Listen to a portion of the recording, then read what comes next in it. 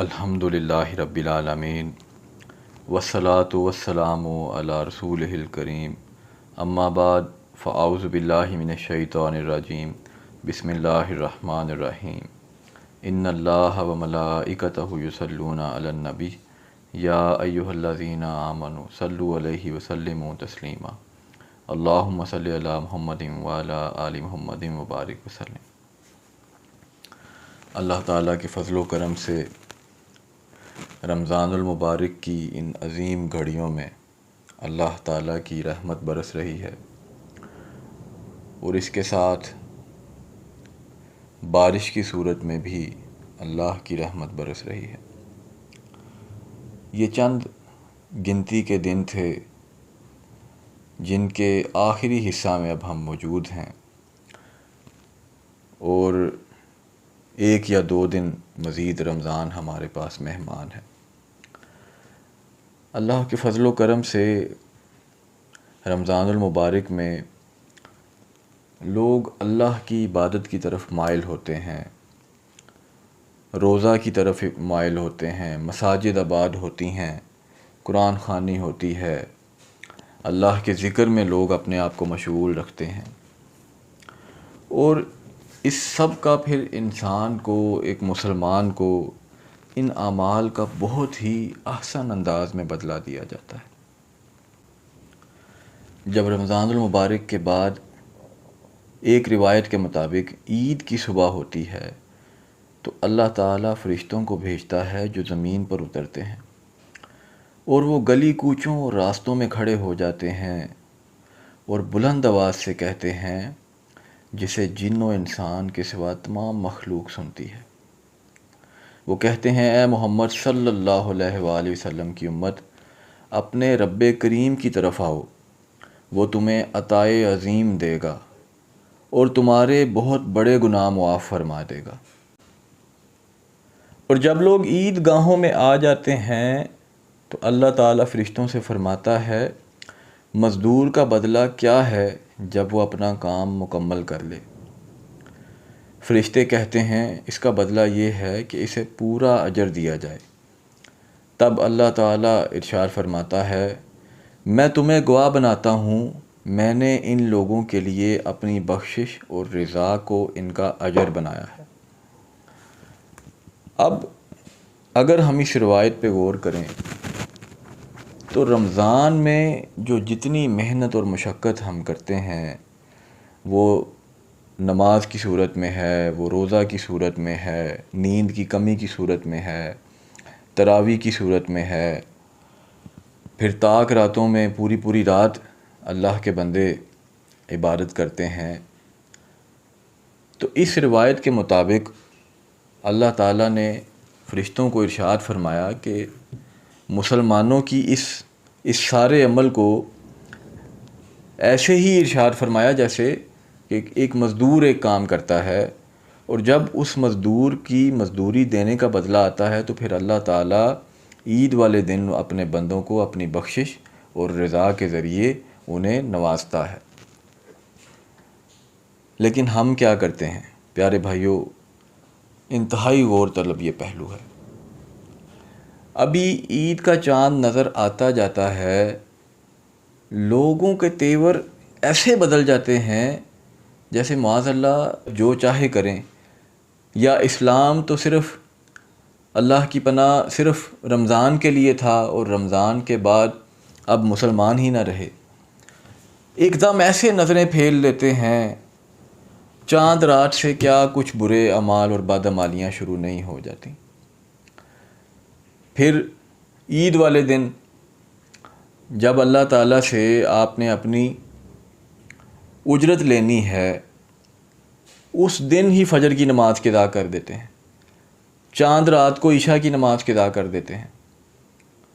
اب آپ دیکھیں، ایک مثال لیں، دنیا میں اگر آپ کسی بندے کے پاس آپ نے ایک ماہ کام کیا ہو، مزدوری کی ہو، کسی آفس میں کوئی آپ کا باس ہو، اور جب تنخواہ لینے کا وقت آئے تو آپ اکڑ جائیں، آپ باس کو لفٹ ہی نہ کرائیں، باس کی بات ہی نہ مانیں، یا دفتر ہی نہ جائیں، اور اپنی منمانی شروع کر دیں تو اب تنہا کیا ملے گی، ہو سکتا ہے کہ آپ کی نوکری بھی چلی جائے۔ تو یہ غور طلب بات ہے کہ اب جب کہ اللہ تعالیٰ کی عطا اپنے عروج پر ہے اور آپ کو آپ کی محنت کا اجر ملنے والا ہے، صلہ ملنے والا ہے، اس وقت تو زیادہ احتیاط کی ضرورت ہے۔ لیکن چاند نظر آنے کے فوراً بعد ہمیں ایسی کون سی مصیبت آ گھیرتی ہے کہ ہم اپنے آپ کو مکمل طور پہ تبدیل کر لیتے ہیں۔ اور عید والے دن تو ہر بندہ یہ سمجھتا ہے کہ بس اب عید کے دن تو کم از کم جو ہے نا وہ گناہوں میں ہی سارا دن گزارنا ہے، اور عید کے دن عبادت کی طرف بالکل بھی نہیں لگنا، اللہ کی رضا کے کاموں کی طرف بالکل نہیں لگنا۔ کیا اللہ نے تمہیں بخشش کا پروانہ دے دیا ہے کہ اس کے بعد باقی زندگی میں جو چاہے کرتے رہو، تم سے کوئی حساب نہیں ہوگا؟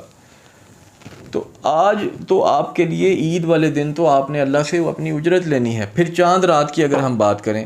تو چاند رات میں ہی لوگ گناہوں کی طرف لگنا شروع ہو جاتے ہیں۔ چاند رات سے بازاروں میں آوارہ گردگیاں شروع ہو جاتی ہیں، چاند رات میں بے پردگیاں شروع ہو جاتی ہیں، بازاروں میں کیا کچھ نہیں ہوتا چاند رات میں، جبکہ اللہ کے نبی علیہ الصلوۃ والسلام نے ارشاد فرمایا کہ جس نے عید کی رات طلب ثواب کے لیے قیام کیا، اس دن اس کا دل نہیں مرے گا جس دن تمام دل مر جائیں گے۔ اب اسلام ہمیں کیا ترغیب دے رہا ہے کہ آج رمضان کا اختتام ہوا اور آج جو چاند رات ہے، یا چاند رات اگر آج چاند نظر نہیں آیا اور آج آپ نے 30 روزے پورے کیے، تو آج جو عید کی رات ہے کہ صبح عید ہے اور آج کی جو رات ہے، اس رات میں اگر آپ اللہ کی عبادت کریں گے تو آپ کا دل اس دن نہیں مرے گا جس دن تمام دل مر جائیں گے۔ تو آپ کو تو اس رات میں بھی عشاء کی نماز کے بعد بھی اپنے آپ کو کچھ نہ کچھ، چلیں اگر ساری رات عبادت نہیں کر سکتے تو کچھ نہ کچھ تو اللہ کا ذکر کرتے، کچھ ایک دو تسبیحات پڑھ لیتے، کچھ نوافل ادا کر لیتے، کچھ قرآن پاک کی تلاوت کر لیتے۔ لیکن ہم جب کہ ہمیں صبح اجرت ملنے والی ہے عید کی نماز کے دوران، ہم آج رات سے ہی اپنی بربادی کا وہ معاملہ سارا شروع کر دیتے ہیں، اور یہ بھی نہیں سوچتے کہ کم از کم وہ جو صبح اجرت لینی ہے اس اجرت کے لینے تک تو اپنے آپ کو روک لیں۔ اور یہ ایسے ہی نہیں ہوتا، اس دوران شیطان بھی آزاد ہو چکا ہوتا ہے، وہ اپنی پوری محنت کرتا ہے۔ ایک روایت کے مطابق شیطان ہر عید پر نوحہ و زاری کرتا ہے، اور تمام شیطان اس کے ارد گرد جمع ہو کر پوچھتے ہیں، اے آقا آپ کیوں غضبناک اور اداس ہیں؟ تو وہ شیطان کہتا ہے، اللہ تعالیٰ نے آج کے دن امت محمد صلی اللہ علیہ وآلہ وسلم کو بخش دیا ہے، لہذا تم انہیں لذتوں اور خواہشات نفسانی میں مشغول کر دو۔ اب ابھی وہ اپنی قید سے چھوٹا نہیں کہ رمضان کے بعد وہ جیسے ہی آزاد ہوتا ہے وہ اپنے کام پہ پوری محنت سے لگ جاتا ہے۔ اور ایک ہم غفلت میں ڈوبے ہوئے ہیں کہ ہمارا اس طرف دھیان ہی نہیں جاتا کہ رمضان کوئی اللہ معاف کرے کوئی ایسی کوئی قید تو نہیں تھی کہ جس سے آپ آزاد ہوئیں اور اس کے بعد آپ جناب بالکل دین کی باتوں کو بھول جائیں اور اسلام پہ عمل کرنا آپ چھوڑ دیں۔ تو یہ رمضان تو آپ کو آیا تھا اللہ کے قریب کرنے کے لیے، اور آپ ایک رات کا بھی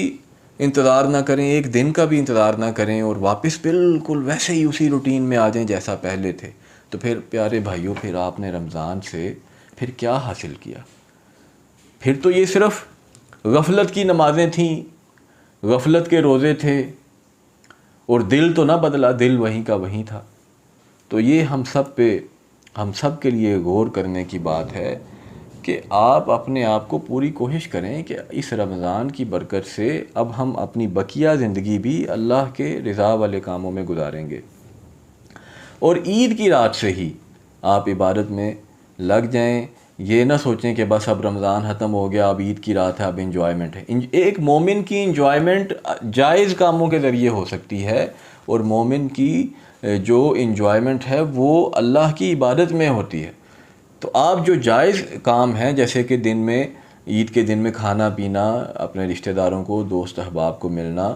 یہ سب تو باتیں ٹھیک ہیں، لیکن کم از کم اس کے ساتھ جو فرائض ہیں ان کا تو خیال رکھیں۔ تو آپ عید کی جو پہلی رات ہے اسی سے اپنا قبلہ درست کریں، پہلی رات میں ہی کچھ نہ کچھ چند ایک نوافل صحیح، کچھ تسبیحات صحیح، کچھ تھوڑی بہت قرآن پاک کی تلاوت صحیح، اس سے پہلی رات میں کچھ نہ کچھ اللہ کی عبادت میں اپنا وقت گزاریں. صبح تہجد کی نماز پڑھیں تو بہت بہتر ہے، لیکن کم از کم فجر کی نماز کسی صورت کے ضائع نہ ہونے دیں، اور بالکل وقت سے جا کے عید کی نماز ادا کریں. جو سنت کا طریقہ ہے اس کو اختیار کریں، اور پھر عید والے دن سے اپنے آپ کو مصروف رکھیں. عید کے دن کی پھر ایک تسبیح بھی بیان کی جاتی ہے کہ ایک روایت کے مطابق حضور صلی اللہ علیہ وسلم نے ارشاد فرمایا کہ جس شخص نے عید کے دن 300 مرتبہ سبحان اللہ و بحمدہ پڑھا اور مسلمان مردوں کی روحوں کو اس کا ثواب ہدیہ کیا، تو ہر مسلمان کی قبر میں 1000 انوار داخل ہوتے ہیں. اور جب وہ بندہ یعنی پڑھنے والا خود جب اس دنیا سے رخصت ہوگا تو اللہ تعالیٰ اس کی قبر میں بھی 1000 انوار داخل فرمائے گا. تو آپ نے عید کے دن، اب یہ چند منٹ کی تسبیح ہے، لیکن لوگ تو فرض نماز چھوڑ دیتے ہیں، یہ تو پھر ایک نفلی ثواب والا کام ہے. تو فرض نماز تو کسی صورت بھی نہیں چھوڑنی، لیکن اس کے ساتھ آپ کم از کم یہ تسبیحات ضرور کریں، اور ظہر سے پہلے اس کو مکمل کر لیں، کیونکہ پھر عید کے دن انسان اپنی روٹین میں بھول جاتا ہے. یہ بہت بڑی فضیلت ہے کہ 1000 انوار جو آپ کے مردے ہیں ان کی قبر میں داخل ہوں گے، اور جب آپ بھی دنیا سے رخصت ہوں گے تو آپ کی قبر اندھیروں کا گھر ہے، وہاں پہ اگر 1000 نور داخل ہوں گے تو یہ کوئی چھوٹی بات نہیں، یہ کوئی چھوٹی فضیلت نہیں ہے. اور چند منٹ کی یہ تسبیح ہے، اس کو آپ ضرور کریں. ظہر سے پہلے آپ کوشش کریں اس کو مکمل کریں. گھر میں ایک وقت رکھ لیں، سارے گھر والوں کو بٹھائیں اور ان کو بولیں کہ یہ تسبیح سب لوگوں نے پڑھنی ہے. آخری بات کر کے اپنی بات کو سمیٹوں گا کہ کچھ لوگ سمجھتے ہیں کہ شاید عید کے دن نئے کپڑے پہننا یا اچھے کھانے کھانا یہی عید ہے، جبکہ ایک مومن کے لیے یہ چیزیں لازمی نہیں کہ صرف عید کا یہی نام ہو کہ یہ چیزیں بڑی ضروری ہیں. پہلی بات تو یہ کہ یہ چیزیں مستحبات میں شامل ہیں، ضرور کرنا چاہیے، لیکن یہ فرض نہیں ہے. جو ضروری چیزیں ہیں وہ میں نے آپ کو پہلے بیان کر دیں، اور یہ چیزیں بھی اگر کسی کی رہ جائیں تو پریشان نہیں ہونا. حضرت عمر رضی اللہ تعالیٰ عنہ عید کے دن اپنے بیٹے کو پرانی قمیض آپ نے پہنے دیکھا تو رو پڑے. بیٹے نے کہا ابا جان آپ کس لیے روتے ہیں؟ تو آپ رضی اللہ تعالیٰ عنہ نے فرمایا اے بیٹے مجھے اندیشہ ہے کہ آج عید کا دن ہے، جب لڑکے تجھے اس پھٹے پرانے کپڑے میں دیکھیں گے تو تیرا دل ٹوٹ جائے گا. اب وہ بیٹے بھی ہماری طرح تو نہیں تھے نا، وہ پھر صحابہ کے بیٹے تھے. تو آپ کے بیٹے نے ارشاد فرمایا کہ ابا جان دل تو اس کا ٹوٹے جو رضائے الہی کو نہ پا سکا، یا اس نے ماں یا باپ کی نافرمانی کی ہو، اور مجھے امید ہے کہ آپ کی رضامندی کے طفیل اللہ تعالیٰ بھی مجھ سے راضی ہوگا.